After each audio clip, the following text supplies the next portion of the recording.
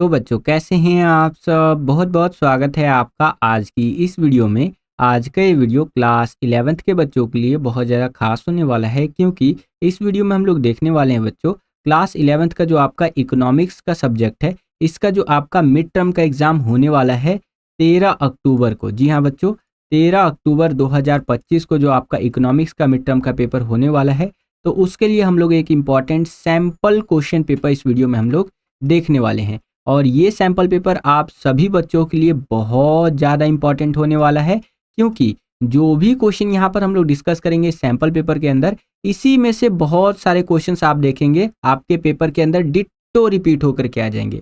और जब मैं कह रहा हूँ कि डिट्टो रिपीट होकर के आ जाएंगे, मतलब कि सेम टू सेम पेपर में यही क्वेश्चंस आ जाएंगे जो हम आपको करवाने वाले हैं। ठीक है, ऐसा मैं इसलिए बोल रहा हूँ क्योंकि इस पेपर को डिज़ाइन करने के लिए हमने पिछले 10 साल के जो आपके इकोनॉमिक्स के मिड टर्म के पेपर आए हुए हैं उनको अच्छे से एनालाइज किया है। एनालाइज करने के बाद जो मोस्ट रिपीटेड क्वेश्चन निकलते हैं, यानी ऐसे क्वेश्चन जो हर बार के एग्जाम में ऑलमोस्ट रिपीट होकर के आ ही जाते हैं, तो उन सभी क्वेश्चंस को हमने इस सैम्पल पेपर के अंदर ऐड किया है, जिससे कि ये सैम्पल पेपर आप सभी बच्चों के लिए और भी ज़्यादा इंपॉर्टेंट हो जाता है। तो वीडियो को पूरा जरूर देखिएगा, हर एक क्वेश्चन को ध्यान से समझ करके जाइएगा। ठीक है, तो चलिए शुरू करते हैं अपने वीडियो को। तो क्लास 11th है हमारा, सब्जेक्ट है इकोनॉमिक्स, जिसका सब्जेक्ट कोड रहेगा आपका 030। अगर हम बात करें इकोनॉमिक्स के पेपर पैटर्न की, तो 3 घंटे का आपका पेपर होगा, 80 नंबर का आपका एग्जाम आएगा। और यहाँ पर सामान्य निर्देश के अंदर पूरा पैटर्न बताया गया है कि आपका इको का पेपर 2 सेक्शंस के अंदर बटा रहेगा। ठीक है, सेक्शन ए और सेक्शन बी आप समझ सकते हैं। ठीक है, जो सेक्शन ए रहेगा, जिसे हिंदी में आप खंड अ भी कहते हैं, वो अर्थशास्त्र के लिए सांख्यिकी, ये जो आपकी बुक है ना, उससे रिलेटेड रहने वाला है। यानी कि सेक्शन ए के अंदर इस बुक से ही रिलेटेड क्वेश्चंस आपसे पूछे जाएंगे। जो आपका सेक्शन बी रहेगा, बोले तो हिंदी में खंड ब जो रहेगा, वो व्यष्टि अर्थशास्त्र वाला रहेगा। ठीक है, और इसके अंदर इसी बुक से रिलेटेड क्वेश्चंस आपसे पूछे जाएंगे। अगर आगे चले तो बताया गया है कि 20 बहुविकल्पीय प्रश्न आपसे पूछे जाएंगे इस पूरे पेपर के अंदर। अब ध्यान से समझिएगा, 20 एमसीक्यू आएगा ना, तो 20 एमसीक्यू में फंडा क्या रहने वाला है कि जो आपका सेक्शन ए रहेगा, इसके अंदर 10 एमसीक्यू पूछ लेगा आपसे, और जो सेक्शन बी रहेगा उसके अंदर 10 एमसीक्यू क्वेश्चन पूछ लेंगे आपसे। ठीक है, तो ऐसे 20 एमसीक्यू क्वेश्चन पूछेंगे आपसे, जो कि एक एक नंबर के रहने वाले हैं। उसके बाद 4 अति लघु उत्तरीय प्रकार के प्रश्न पूछेंगे, यानी कि शॉर्ट आंसर टाइप के क्वेश्चन होते हैं ना, एक तरह से 3-3 नंबर वाले, ये पूछे जाएंगे आपसे। और इनका आंसर आपको 60 से 80 शब्दों में देना है। ठीक है, फिर बताया गया है कि 6 लघु उत्तरीय प्रकार के प्रश्न पूछे जाएंगे आपसे, जो कि 4-4 नंबर के रहेंगे, और इनका आंसर आपको 80 से 100 शब्दों में देना है। और सबसे लास्ट में आपसे 4 दीर्घ उत्तरीय प्रकार के प्रश्न, यानी कि जो बड़े बड़े क्वेश्चन होते हैं, वो पूछे जाएंगे 6-6 नंबर वाले, और इनका आंसर आपको 100 से 150 शब्दों में देना है।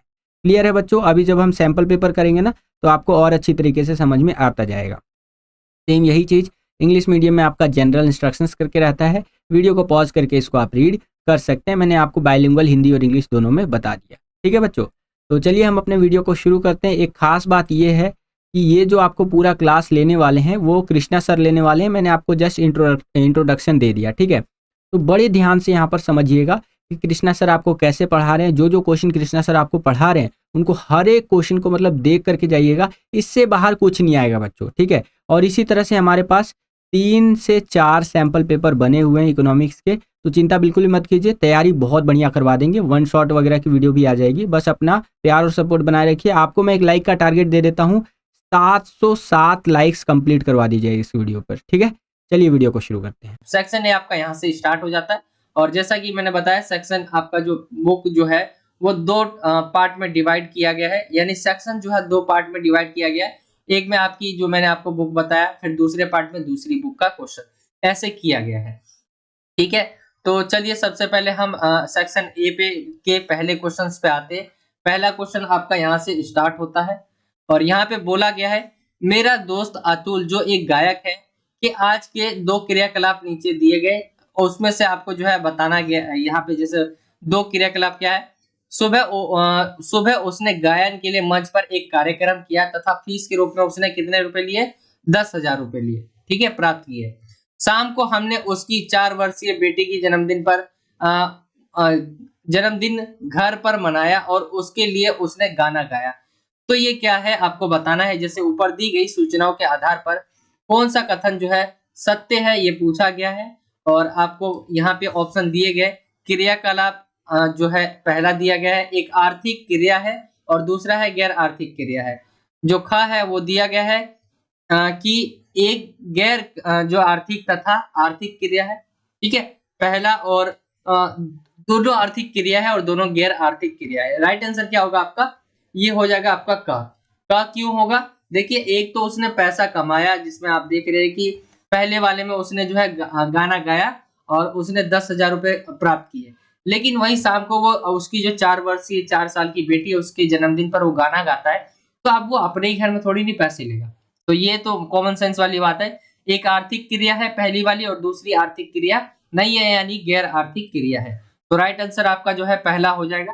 आगे हम आते हैं, इंग्लिश मीडियम वाले बच्चे जो है आप पढ़ सकते हैं। यहाँ पे आपके लिए यहाँ पे मैंने लिख दिया है, ठीक है। जो इंग्लिश मीडियम के बच्चे हैं उनके लिए भी प्रोवाइड करवा दिया गया है क्वेश्चन पेपर। आगे हम आते हैं क्वेश्चन नंबर दूसरे पे। क्वेश्चन नंबर जो दूसरा है, समावेशी श्रीलंका श्रृंखला के संदर्भ में दिए गए कथनों में से सही कथन का चयन करना है आपको। तो यहाँ पे आपके कुछ जो है दिए गए जो है उसमें से आपको बताना है कि सही कथन कौन सा है। ऊपरी सीमा का मान उसी वर्ग अंतराल में शामिल होता है। ऊपरी सीमा का मान पिछले वर्ग अंतराल में शामिल होता है। एक वर्ग अंतराल की ऊपरी सीमा अगले वर्ग अंतराल की निम्न सीमा के बराबर होती है। इसे खुले सिर वाली श्रेणी के नाम से जाना जाता है। तो सही कथन क्या है? तो राइट आंसर आपका हो जाएगा क। इसका राइट आंसर हो जाएगा ऊपरी सीमा का मान उसी वर्ग अंतराल में शामिल होता है। आगे हम आते हैं, इंग्लिश मीडियम के बच्चे, मैं बार बार बता रहा हूं आपको कि आपके लिए भी करवा दिया गया है। जो बच्चे इंग्लिश मीडियम के हैं वो इन्हें पढ़ सकते हैं वीडियो को रोककर, ठीक है। आगे हम आते हैं तीसरे क्वेश्चन पे। तीसरा क्वेश्चन है, अर्थशास्त्र को परिभाषित किया जा सकता है कि लोग, उसमें आपके जो है फिल इन द ब्लैंक्स है, फिर इसके आगे आपको डालना है कि क्या आएगा इसमें से, ठीक है। पहला है का अपने असीमित संसाधनों का प्रयोग कैसे करते हैं। आय का अर्जन, दुर्लभ संसाधनों को उचित उपयोग से संतुष्टि, सर्वश्रेष्ठ विद्यालय में शिक्षा की प्राप्ति। तो राइट आंसर जो निकल कर आ जाएगा आपका ग आ जाएगा। दुर्लभ संसाधनों को उचित उपयोग से संतुष्टि यहाँ पर आपको लिखना है। राइट आंसर हो जाएगा आपका ये। इंग्लिश मीडियम में भी कुछ इसी तरह से है। आगे आते हैं हम क्वेश्चन नंबर 4 पे। क्वेश्चन नंबर 4 है, सांख्यिकी विधि के चरणों का सही क्रम है। अब आपके जो है ऑप्शन दिए हुए हैं क ख ग और घ। इसमें बताना है आपको कि सही जो चरण है वो कौन सा है, सही क्रम में कौन सा लगा हुआ है। तो यहाँ पे राइट आंसर हो जाएगा क, ठीक है। ये वाला आपका राइट आंसर हो जाएगा। आंकड़ों का संग्रहण, आंकड़ों का जो है संगठन, आंकड़ों का प्रस्तुतिकरण, आंकड़ों का जो है विश्लेषण और आंकड़ों का निर्वचन। तो ये राइट आंसर हो जाएगा आपका चौथे का क, ठीक है। कुछ इस तरह के क्वेश्चंस पूछे जा सकते हैं आपसे इंग्लिश मीडियम में, कुछ इस तरह से है। आगे हम आते हैं क्वेश्चन नंबर 5वें पे। क्वेश्चन नंबर जो 5वां है, इनमें से आंकड़े एकत्रित करने की कौन सी मुख्य विधि नहीं है। आंकड़े एकत्रित करने की मुख्य विधि कौन सी नहीं है इनमें से? प्रश्नावली, साक्षात्कार, द्वितीय आंकड़े के द्वारा उपरोक्त सभी आंकड़े एकत्रित करने की विधियां है। तो ये राइट आंसर आपका हो जाएगा घ। ये सभी क्या है, जो आंकड़े है वो एकत्रित करने की क्या है, विधियां है। तो ये राइट आंसर आपका घ वाला हो जाएगा। आगे हम आते हैं अगले क्वेश्चन पे। अगला क्वेश्चन है आपका, इसी में अथवा दिया हुआ है। अथवे में क्या दे रखा है देखते हैं। 200 खेतों के गांव में फसल के ढांचे को जानने के लिए जो है एक अध्ययन किया गया और सर्वेक्षित 50 खेतों में से 50% जो है केवल गेहूं उगाते थे। जनसंख्या और प्रति दर्श को जो है पहचानना है आपको। तो आपके सामने ये दिया हुआ है, जनसंख्या 50 और प्रति दर्श जो है 200। जनसंख्या 200 और प्रति दर्श 50, जनसंख्या 250 और प्रति दर्श 50, जनसंख्या 250 और प्रति दर्श 150। राइट आंसर निकल के आ जाएगा आपका ख वाला, ये राइट आंसर हो जाएगा इसका। अब देखिए, इतनी ऐसे कई सारे क्वेश्चंस होंगे जिसके अंदर मैथ यूज होंगे, और मेरे को भाई मैथ नहीं आती है, बिल्कुल ही नहीं आती। डर लगता है एक तरह से मैथ से, ठीक है। तो उसमें मैं अटकूंगा, जरूर अटकूंगा, क्योंकि मुझे मैथ नहीं आती है। मैंने आप सबके लिए जो है ये प्रोवाइड करवाने की कोशिश करी है। जो बच्चे क्वेश्चंस पेपर तो एक तरह से देख लेंगे कि किस तरह से पेपर आएगा। आगे हम आते हैं क्वेश्चन नंबर 6 की तरफ। सही विकल्प का चयन करना है आपको। यहाँ पे आपसे पूछा गया है, एक खुले सिरे वाली श्रृंखला वह श्रृंखला होती है जिसमें, और इसमें आपको चुनना है क है, पहले वर्ग अंतराल की निम्न सीमा नहीं दी होती। ख है अंतिम वर्ग अंतराल की ऊपरी सीमा नहीं दी होती, अंतिम वर्ग अंतराल की वर्ग आवृत्ति नहीं दी होती, या घ है दोनों क तथा ख या दोनों में से एक। तो राइट आंसर हो जाएगा आपका घ, क तथा ख दोनों या दोनों में से एक इसका राइट आंसर हो जाएगा।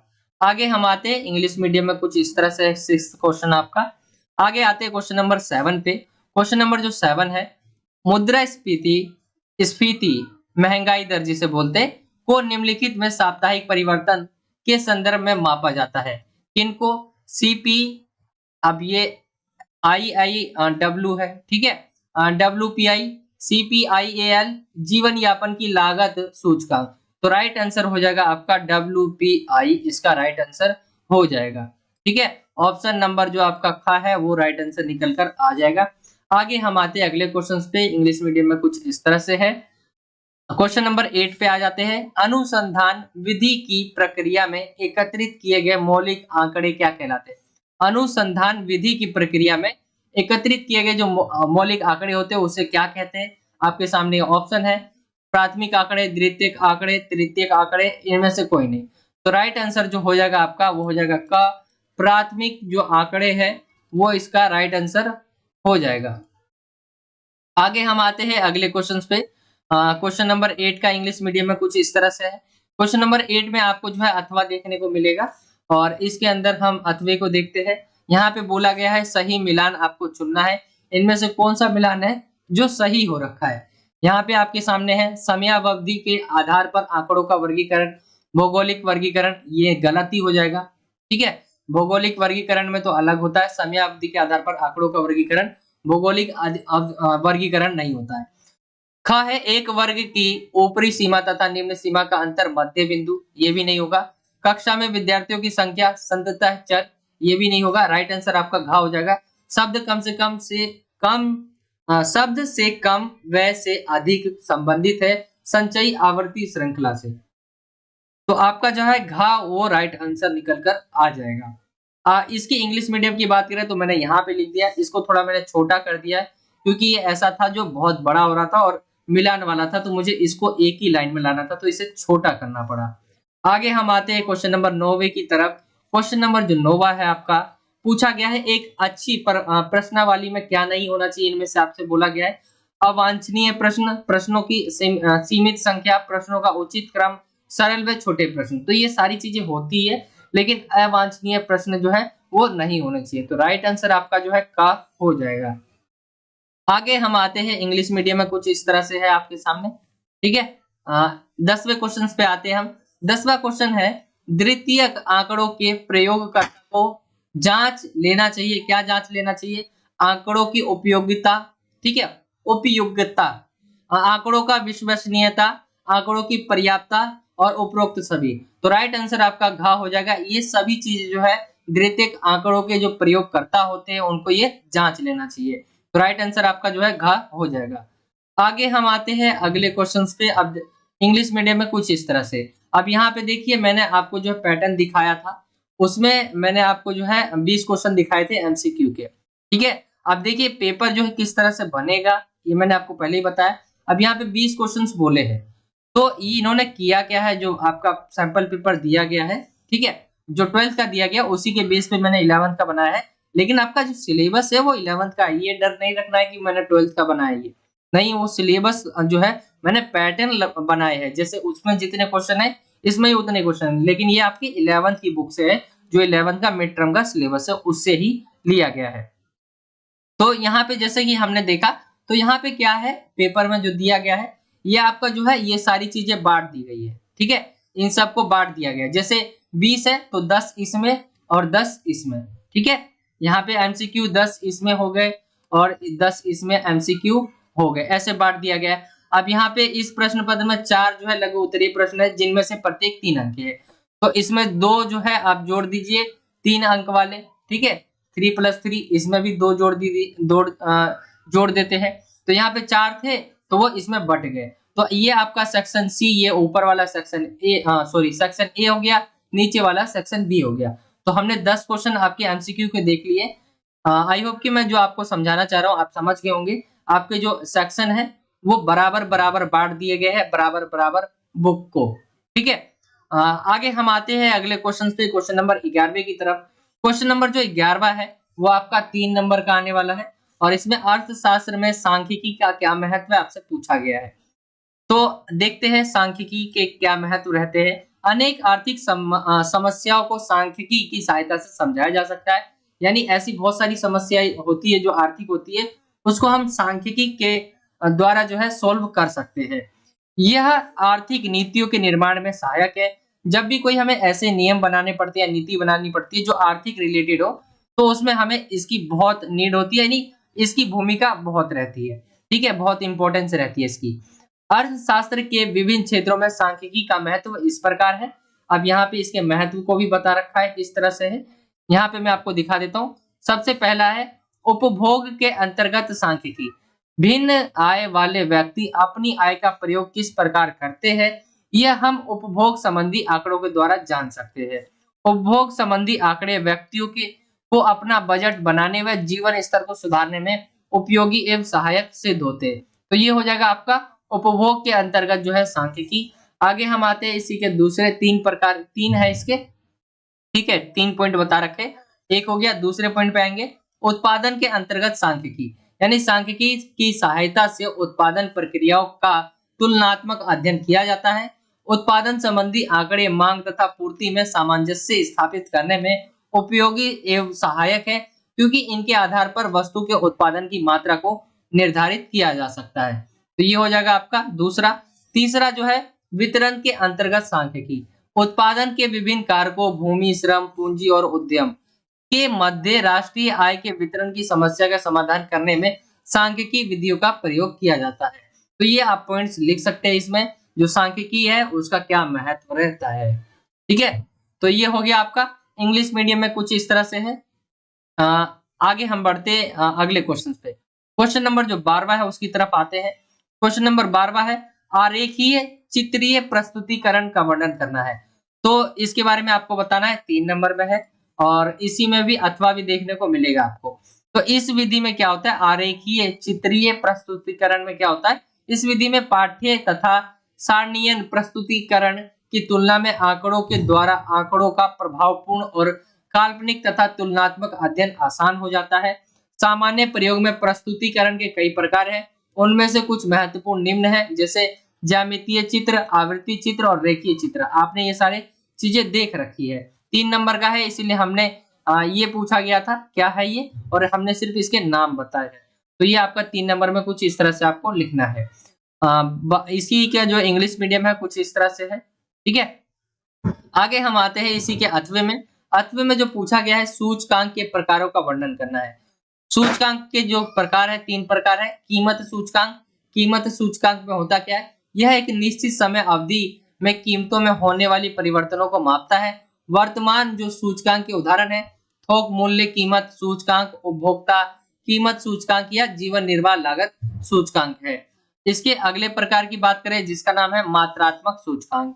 इसमें जैसा कि नाम से स्पष्ट है कि यह उत्पादित या उपभोग वस्तुओं की मात्रा में परिवर्तन की माप है, यानी मात्रा रहती है इसमें। जैसे उत्पादन कितना हो रहा है और उपभोग कितना किया जा रहा है। उपभोग का मतलब होता है कि हम खा कितने रहे, ग्रहण कितने कर रहे हैं।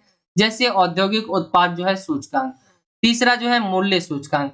इसके अंतर्गत उत्पादित या आयातित या निर्यातित वस्तुओं के मौद्रिक मूल्य में परिवर्तन की तुलनात्मक जो माप है वो की जाती है। यानी यहाँ पे समझ लीजिए कि वो कितने रुपए का है, ये वाला सूचकांक हो गया। ठीक है, मूल्य सूचकांक। तो ये हो जाएगा आपका सूचकांक के प्रकार, और ये आपका अथवे में था। इंग्लिश मीडियम में कुछ इस तरह से है। आई होप कि आपको समझ आ रहा होगा जितना भी मैंने अभी तक बताया आपको। आगे हम आते हैं क्वेश्चन नंबर 13वें की तरफ। क्वेश्चन नंबर जो 13वां है, आंकड़ों के वर्गीकरण के विभिन्न तरीके विधियों की व्याख्या करनी है। तो आंकड़ों को किस प्रकार बांटा जा सकता है आपको बताना है। तो यहाँ पर अपरिष्कृत आंकड़ों को विभिन्न तरीकों से जो है वर्गीकृत किया जा सकता है, जो अध्ययन के उद्देश्य पर निर्भर करता है। वर्गीकरण के प्रकार निम्न प्रकार से है। यहाँ पे देखेंगे कालानुक्रमिक वर्गीकरण, यानी समय की बात हो रही है। ठीक है, इस प्रकार के वर्गीकरण में आंकड़ों को समय के संदर्भ में, जैसे वर्ष हो गया, तिमाही हो गया, मासिक, साप्ताहिक, यही सारी चीजों में जो है, या एक दिन हो गया। ठीक है, 10 साल हो गया, ऐसे में हम बांटते हैं। आदि के रूप में आरोही या अवरोही क्रम में वर्गीकृत किया जा सकता है। जो इसका दूसरा है वो है स्थानिक वितरण। स्थानिक वितरण यानी ज्योग्राफिकली जो है वितरण की बात हो रही है। इस वर्गीकरण के अंतर्गत आंकड़ों को भौगोलिक स्थितियों जैसे कि देश, राज्य, शहर, जिला, कस्बा आदि के अनुसार वर्गीकरण किया जाता है। तीसरा जो इसका पॉइंट है वह है गुणात्मक वर्गीकरण, यानी गुणों के बारे में ऐसी विशेषताएं जैसे राष्ट्रीयता, साक्षरता, धर्म, लिंग, वैवाहिक स्थिति आदि को गुण कहते हैं। इन्हें मापा नहीं जा सकता। इन गुणों का जो है गुणात्मक विशेषता की उपस्थिति या अनुपस्थिति के आधार पर वर्गीकृत कर सकते हैं। विशेषताओं पर आधारित आंकड़ों के ऐसे वर्गीकरण को गुणात्मक वर्गीकरण कहा जाता है। आगे हम आते हैं मात्रात्मक वर्गीकरण पर। मात्रात्मक वर्गीकरण क्या है? ऊंचाई, भार, आयु, छात्रों के अंक आदि विशेषताओं की प्रकृति मात्रात्मक है। जब ऐसी विशेषताओं के संग्रहित आंकड़ों को वर्गों में समूहित किया जाता है तो यह जो होता है यह वर्गीकरण मात्रात्मक वर्गीकरण कहलाता है। तो ये है आपका आंकड़ों को जो हम कैसे बांट सकते हैं, उसका वर्गीकरण किस तरह से कर सकते हैं। आई होप कि आप समझे होंगे। आगे हम आते हैं, ये इंग्लिश मीडियम के बच्चों के लिए कुछ इस तरह से है, आप पढ़ना चाहे तो पढ़ सकते हैं। आते हैं हम क्वेश्चन नंबर 14वें की तरफ। क्वेश्चन नंबर जो 14वां है ये है आपका जो है बारंबारता। ठीक है, ये दिया गया है और यहाँ पे बोला गया निम्नलिखित आंकड़ों के आधार पर 7 का वर्ग अंतराल लेकर समावेशी विधि द्वारा जो है एक बारंबारता वितरण जो है तैयार करना है। तो यहाँ पर ये आपका जो है क्वेश्चन दिया हुआ है और आंसर्स की बात करें बारंबारता की तो कुछ इस तरह से जो है आपको आंसर यहाँ पे देना है। यहाँ पे मैं आपको शो कर दे रहा हूँ कि ये आपका आंसर है। ठीक है, अब बारंबारता कैसे बनाया जाता है, क्या रहता है, ये सब आपको अगर आपने इकोनॉमिक्स ली है तो आपने पढ़ा होगा किस तरह से इसको सोल्व करना है। मैं तो आपको बस ये क्वेश्चंस और आंसर दे दे रहा हूँ। ठीक है, क्वेश्चन नंबर 15वें की तरफ आते हैं। एक अच्छी प्रश्नावली के गुण आपको पूछा गया है, क्या होते बताइए। देखिए इस क्वेश्चन में मैंने इंग्लिश मीडियम में नहीं बताया है क्योंकि आप देखिए यहाँ पे नंबर से इतने सारे और कुछ ही जो है वर्ड है हिंदी में है, तो इंग्लिश मीडियम के बच्चे इतना तो है समझ ही जाएंगे और उनको हिंदी आती है, इंग्लिश जो है वो भी आती है, तो कोई दिक्कत नहीं होगा। ठीक है, आगे हम आते हैं। जो 15वां क्वेश्चन था, एक अच्छी जो प्रश्नावली होती है उसके गुण आपको बताने हैं। तो अन्वेषक का परिचय तथा अन्वेषक के उद्देश्य का विवरण दिया जाना चाहिए, यानी जो चीजें लिखी हुई है उसका एक तो परिचय क्या है वो और उसके उद्देश्य क्या है ये दिया जाना चाहिए। प्रश्नावली बहुत लंबी नहीं होनी चाहिए। ठीक है, प्रश्नावली सामान्य प्रश्नों से आरंभ होकर जो है विशिष्ट प्रश्नों की ओर बढ़नी चाहिए। जैसे कि आप करते होंगे प्रश्नावली, अगर आपने 10th में मैथ किया है तो उसमें आपने देखा होगा प्रश्नावली पहले आपको इजी इजी इजी आते हैं, फिर 4 पॉइंट जैसे 4.1 है। ठीक है, इसमें इजी मिलेंगे, फिर इसमें ही भी धीरे धीरे आपके क्वेश्चन आंसर जो भी क्वेश्चन होंगे हार्ड होते जाएंगे, फिर 4.2 4.3 ऐसे करके धीरे धीरे क्या है प्रश्नावली सामान्य प्रश्नों से आरंभ होती है, यानी इजी क्वेश्चन से स्टार्ट होती है और लास्ट में जाके ऐसे क्वेश्चन होते हैं जो थोड़े मुश्किल होते हैं। प्रश्न सरल व स्पष्ट होने चाहिए। ठीक है, प्रश्न जो है दोहरी नकारात्मक वाले नहीं होने चाहिए, संकेतक जो प्रश्न नहीं होने चाहिए और प्रश्न से जो है उत्तर के विकल्प का संकेत नहीं मिलना चाहिए, यानी प्रश्न ऐसा हो जिसमें आंसर तो नहीं पता चल रहा हो, ऐसा क्वेश्चन होना चाहिए। इंग्लिश मीडियम में कुछ इस तरह से है। आगे हम आते हैं क्वेश्चन नंबर 16 की तरफ। क्वेश्चन नंबर 16 है समानांतर माध्य के गुण और दोष आपसे पूछे गए। तो समांतर मध्य के जो गुण है वो क्या है, तो सबसे पहले गणना में सरल होता है ये। ठीक है, सभी मूल्यों पर आधारित होता है ये। समांतर माध्य का मान निश्चित होता है और आंकड़ों को व्यवस्थित करने की आवश्यकता इसमें नहीं पड़ती है। तो ये क्या थे आपके सामने, ये सभी गुण थे इसके। अब देखते हैं हम इसके दोष क्या है। तो यहाँ पे इसके दोष है सीमांत मूल्य का प्रभाव। ठीक है, गलत निष्कर्ष जो है वो संभव है। यदि आंकड़े गुणात्मक तो माध्य संभव नहीं, ग्राफ के से जो है माध्य संभव नहीं।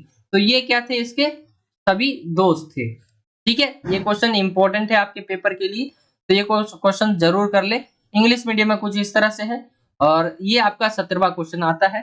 17वां क्वेश्चन है आपका वर्गीकरण की समावेशी विधि से क्या तात्पर्य है। इस विधि में क्यों तथा कैसे वर्ग अंतराल में समायोजन किया जाता है तथा इसे अपवर्जी बनाया जाता है, एक संख्यात्मक उदाहरण की सहायता से समझाइए। तो यहाँ पे हम आते हैं आंसर की तरफ समावेशी विधि में निम्न वर्ग सीमा तथा उच्च वर्ग सीमा दोनों ही वर्ग अंतराल का जो है हिस्सा होती है। एक वर्ग की उच्च सीमा अगले वर्ग की निम्न सीमा नहीं होती। उदाहरण जैसे 10 से 19, ठीक है, और 20 से 29, ये हो गया। एक वर्ग की उच्च सीमा व अगले वर्ग की निम्न सीमा में अंतर या असंतता पाई जाती है। इस कारण दोनों सीमाओं के मध्य आने वाले मानों को सम्मिलित नहीं किया जा सकता। उदाहरण के लिए 19.5 को सम्मिलित नहीं किया जा सकता। अंततः जो है संतता को सुनिश्चित करने के लिए समायोजन किया जाता है। वर्ग अंतराल, आगे आंसर से वर्ग अंतराल के बीच समायोजन के बारे में बता रखा है। तो सर्वप्रथम पहले वर्ग की उच्च सीमा को अगले वर्ग की निम्न सीमा में से जो है घटाएंगे। जैसे यहाँ पे लिखा हुआ है 10, 19, ठीक है, और 20, 29 यहाँ पे लिखा हुआ है, तो हम इसको माइनस करेंगे तो क्या आएगा आपको यहाँ पे दिख रहा है। फिर प्राप्त किए गए अंतर को 2 से विभाजित कीजिए। यहाँ पे देखेंगे 2 से विभाजित कर दिया गया, ठीक है, 2 से भाग दे देते हैं इसको, तो कितना आता है 0.5। निम्न सीमाओं में से घटाना तथा उस सीमाओं में से जोड़ना, ठीक है। अब आते हैं हम अगले पॉइंट पे। सभी वर्गों का निम्न सीमा से जो है 0.5 घटाना है। तो 10 से 0.5, 9.5 से जो है आपको घटाना है, यानी सॉरी 10 से घटाएंगे तो 9.5 आ जाएगा, 20 से घटाएंगे तो जो इससे 19.5 आ जाएगा। फिर सभी वर्गों की उच्च सीमा में 0.5 जो है जोड़ देना है। तो 19 प्लस 0.5 बराबर कितना आ जाएगा, 19.5 आना चाहिए वैसे तो इधर, ठीक है। यहाँ पे जो है गलत टाइप हो गया है, या ये जो है इधर क्या पता कुछ और होगा, तो ये भी हो सकता है, ठीक है। बाकी इसे आप क्वेश्चंस को एक बार देख ले, समझ ले कि कुछ इस तरह से ये होता है। और ये आपका लास्ट क्वेश्चन था 17वां, और इंग्लिश मीडियम में कुछ इस तरह से रहेगा आपका ये क्वेश्चन, ठीक है। और ये देखिए ये आपका पूरा सेक्शन है, 17 क्वेश्चन आएंगे सेक्शन ए में।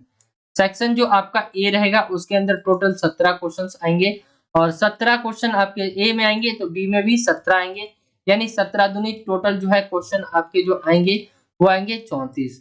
और तो ये आपका पूरा इकोनॉमिक्स का पेपर था। तो बस बच्चों यही था आज का ये वीडियो। आशा करता हूँ आपको ये वीडियो पसंद आया होगा। अगर आपको ये वीडियो पसंद आया है तो कर दीजिए ज़्यादा से ज़्यादा लाइक। जितना ज़्यादा वीडियो को आप लाइक करते हैं उतना ज़्यादा हमारा मोटिवेशन बढ़ता है इसी तरह की वीडियोस को बनाने के लिए। चैनल पर अगर आप नए आ गए हैं, विद्यालय स्टडी पॉइंट को अभी तक आपने सब्सक्राइब नहीं किया है तो सब्सक्राइब कर लीजिए। इसी तरह की वीडियोस हम आपके लिए लेकर के आते रहते हैं। जैसे ही आप चैनल को सब्सक्राइब करेंगे, बगल में आपको बेल का, घंटी घंटा कुछ भी कह सकते हैं, उसका आइकन देखने को मिलेगा। उसको प्रेस करके ऑल पे क्लिक कर दीजिएगा, जिससे कि जो भी हम नया वीडियो अपलोड करें उसका नोटिफिकेशन सबसे पहले आपके फ़ोन पर आ जाया करे, और आपकी जो तैयारी है एग्जाम्स के लिए वो और भी बेहतर से बेहतर तरीके से हो सके। इस वीडियो के लिए इतना ही। मिलता हूँ आपसे अगली और एक्साइटिंग वीडियो में। तब तक के लिए खुश रहिए, खुश रखिए सभी को। जय हिंद, वंदे मातरम।